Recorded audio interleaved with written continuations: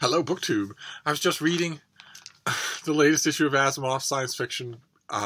This is a square-bound monthly magazine of science fiction short stories. It's my favorite of the ones that are currently in production. I love it.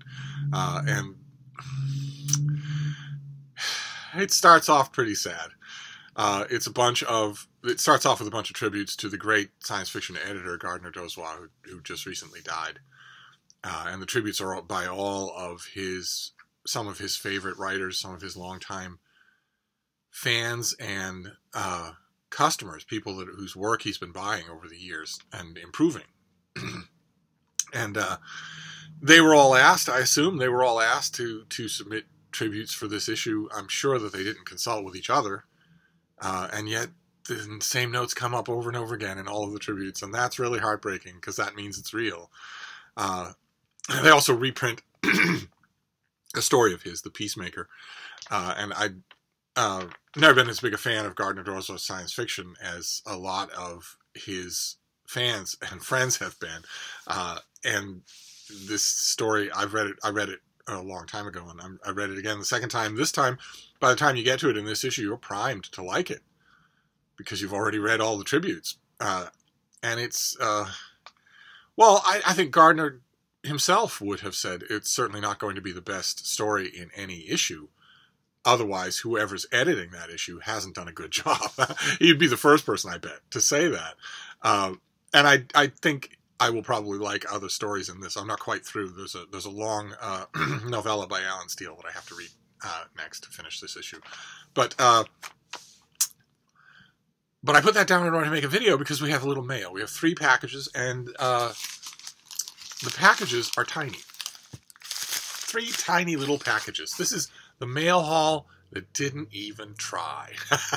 So it's unlikely that we're going to get anything that's going to make Steve squeal the way an 800-page biography of Emperor Charles V did. But we'll give it a try anyway, because now, I don't want you to get alarmed at all. I don't want you making for the exits, but it may be that this is our only video today. And a mail haul that I am already expecting will be disappointing. May be our only mail haul today. It may be our only video because once again, real life is intruding from a couple of different directions. I may not be able to make any other videos today. BookTube. I will make it up to you. I will make many, but not maybe today. So let's look at these books and see what we have. Just in case there's something good. It'd be nice. Just because I have Gardner Dozois on the mind, it would be nice if there was some science fiction in here, but I never get any science fiction. I don't know why. I need to review more of it. I realize that. That would probably help quite a bit. Oh, you want that, baby? Oh. Okay. All right. Well, that's a bit of a coincidence. This is a July release, and it is science fiction. It's from Tachyon Publications. They're a small science fiction publisher. I really like their stuff, and their star is Lavi Tidhar. This is The Violent Century. But that is just a lovely cover. That is just lovely.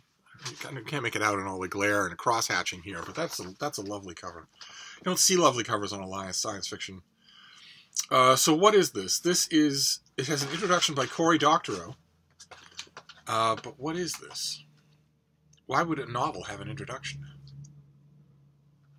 Well, let's find out. Let's see what this is. A bold experiment has mutated a small fraction of humanity. Nations race to harness the gifted, putting them to increasingly dark ends. At the dawn of global war, flashy American superheroes square off against sinister German and dissolute Russians. Depraved scientists conduct despicable research in the name of victory. British agents Fogg and Oblivion, recalled to the Retirement Bureau, have kept the treacherous secret for over 40 years. But all heroes must choose when to join the fray and to whom their allegiance is owed, even for just one perfect summer's day. I think I've read a novel about Fogg and Oblivion. With Violent Century, world fantasy, British fantasy, and science fiction award-winning author Lavi Tidhar once again demonstrates his most complex, subversive, and entertaining talent. Okay, haven't I read? Surely this is not the only... Well, let's see here. Lavi Tidhar was born in Israel, grew up on a kibbutz, and has lived in South Africa, Laos, and he is the author of 6 novels, including the breakout Campbell and Newcomb award-winning novel Central Station, which has been translated into more than 10 languages. His novel Unholy Land, which I got on this channel and liked, made Best of the Year lists in NPR Books, the UK Guardian, Library Journal, and Publishers Weekly. And he resides in London. But don't I remember another Fog and Oblivion novel? At least one? I could swear. The Bookman, Camera Obscura, The Great Game, I think those are all Fog and Oblivion novels. Well, anyway, this comes out in July. In a hardcover? Yes? No? No, in a paperback. Comes out in July in a paperback. Superheroes. Like Watchmen on crack is how IO9 describes it. I don't know. I think that probably means like Watchmen on more crack. Or maybe the person who wrote that for IO9 has only seen the movie and hasn't read the comic, which has plenty of crack to go around. But all right, so that starts us off. That's good. The bean has destroyed that package already and is waiting for another one. These thicker sort of plastic mailers she really likes because they fight back. She can make God's own noise with them without destroying them. Okay, what is this? Paul Strathern. The latest from Paul Strathern, who did Death in Florence, and he also did The Medici. He's a popular historian. Okay, this is Mendeleev's Dream. We're far away from The Medici here. What is this? In 1869, Russian scientist Dmitry Mendeleev was puzzling over a way to bring order to the fledgling science of chemistry. Wearied by the effort, he fell asleep at his desk. What he dreamt would fundamentally change the way we see the world. Framing the history of this discovery is the life story of Mendeleev, a man who dreamed up the periodic table, the template upon which modern chemistry is founded and the formulation of which marked chemistry's coming of age as a science.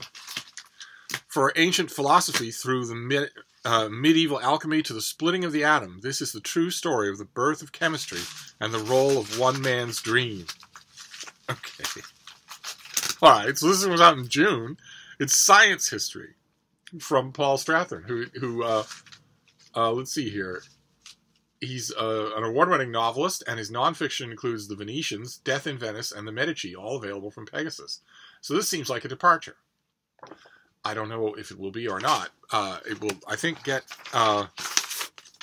some attention. So, I don't know anything about this guy. So, fantastic. All right. That's interesting. All right. Now we move on to the last package of what could be the only video today. I just want to prepare you for that psychically. Usually I am all over your video feeds, but today there's obligations and deadlines and errands and perhaps real-life company. And the real-life company, you know them as well as I do. They ordinarily don't like being on camera, so I'm planning for the worst. I'm trying to let you down easy by planning for the worst. Oh, God. It's him again. Okay, this is by Tim Tate, and this is Hitler's Secret Army. Kind of a nice cover. Just in case some of you have heard me complain many times about history titles, popular history titles. They use faded, out-of-focus, sepia-tone photographs for their cover illustrations because they think that's what a history book should look like, when actually that's incredibly boring and reinforces that nonfiction is boring. And every time I see one of those things, I gripe on camera that it would be easy to construct an artful and eye-catching cover that was not that. Even if you want to use out-of-focus black and white photos, there are artful ways to do it. This is a perfect example. The font right there in the middle, the surrounding, the black. This is a perfect example of a perfectly designed cover for a history book. I don't know why that's so hard. It's not hard. But anyway, what have we got here? Between 1939 and 1945. Wait, what? Okay, so we have... These are all historical in their way. The violent century takes place during a version of World War II. This takes place at the end of the 19th century. Okay, and then we move up to World War II. Between 1939 and 1945, more than 70 Allied men and women were convicted, mostly in secret trials, of working to help Nazi Germany win the war. These men and women were part of a little-known fifth column, traitors who committed crimes including espionage, sabotage, communicating with enemy intelligence agents, and attempting to cause disaffection among Allied troops. Hundreds of official files, released piecemeal and in remarkably haphazard fashion in the years between 2002 and 2017, reveal the truth about the Allied men and women who formed these spy rings. Most were ardent fascists. All willingly betrayed their own country in the hopes and anticipation of a German victory. Tim Tate's Hitler's Secret Army uses these files to build a dramatic expose of Allied subterfuge and betrayal that uncovers the treachery of undercover fascist and American spy rings during the height of World War II. It'll be infuriating reading. If these men and women were, for the most part, lone wolves and members of small networks, others were much more dangerous. In 1940, during some of the darkest days of the Blitz, two well-connected British Nazi sympathizers planned overlapping conspiracies to bring about a fascist revolution. As Tate rigorously shows in this new history, these plots were foiled by Allied spy masters through radical and often contentious methods of investigation. I wonder what that's a euphemism for, contentious methods of investigation, although I can guess. I can guess, it wouldn't be hard. So who is... Okay, that sounds fascinating. Who is Tim Tate? He's a multi-award-winning documentary filmmaker, investigative journalist, and prolific author. Over a career spanning almost 40 years, he has made more than 80 documentaries for all British networks and international broadcasters and written for most national newspapers. His films have been honored by Amnesty International, the Royal Television Society, UNESCO, the International Documentary Association, the Association for International Broadcasting. Oh, God, the list goes on. Okay, and on and on. He's the author of 15 history books, including Hitler's Forgotten Children. So am I going to get a whole list of his books here? Well, not in the advance copy, I'm not, no. But dollars to donuts, I have read this guy before. Okay, this is July, so these are all summer books, but this sounds fascinating. This sounds fascinating. Right up my alley. Okay, well, great. Okay, so this is, these are summer books. So we have Hitler's Secret Army, the men and women who worked to help the Nazis win. Not soldiers, and not official spies, but on their own hook. Fascinating. Then Mendeleev's Dream, the man who invented the periodic table of elements. And finally, The Violent Century by Lavi Tidhar. Superheroes. The Watchmen on crack. And, of course, the Gardner-Dozois tribute issue of Isaac Asimov's science fiction. That I'm going to read the Alan Steele thing right now and just finish this issue up. And there you have it. That is our mail haul for today. I don't think there'll be anything else. You may not see this face again today. We have lots of other things to do. I missed Poetry Tuesday, so we will do a poetry day that's out of sync. I missed March Mystery Madness, and I'm going to miss that again today, I bet, so we'll have to catch up on that. Plus, as a number of people were politely reminding me in my senescence, I had forgotten our Q&A. I made a call for questions to celebrate the fact that we have hit 2,000 videos. And I've just been peacefully watching them accumulate, but I haven't bothered to write them down, much less think about, answering them. So I need to do that. And that's not the only Q&A. Right after we do the Q&A for 2,000 videos, we could easily do another Q&A for 6,000 subscribers. And a friend of mine who was rooting around in my channel, saying that I need to make playlists, saying that I need to use hashtags and tags of all kinds, said he was rooting through my channel's back end, and he was saying, you have 2,000 videos. There's no way for anyone to find anything. You can't even find anything. Don't make your YouTube channel a reflection of your written reviewing history where there's so much of it that nobody knows where to find anything.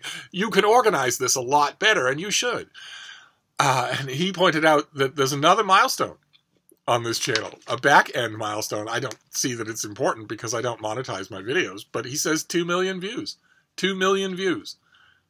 That's a staggering number, and I think he either said we're either approaching that or we've passed it already. But anyway, the first batch of questions, I haven't checked the video in a couple of days, but I know there are enough questions for me to make a video answering them, so I will. That's another thing I need to do. But I don't think anything of that's going to happen today. I'm afraid. I think I'm going to have time today only for Frieda and today's deadline work, and nothing else, aside from all this stuff that's impinging on me. I could be wrong. If I'm wrong, you'll be the first to know because you'll see many videos. But in the meantime, I'm going to wrap this up and be on my way. But I will be back. Thank you, BookTube.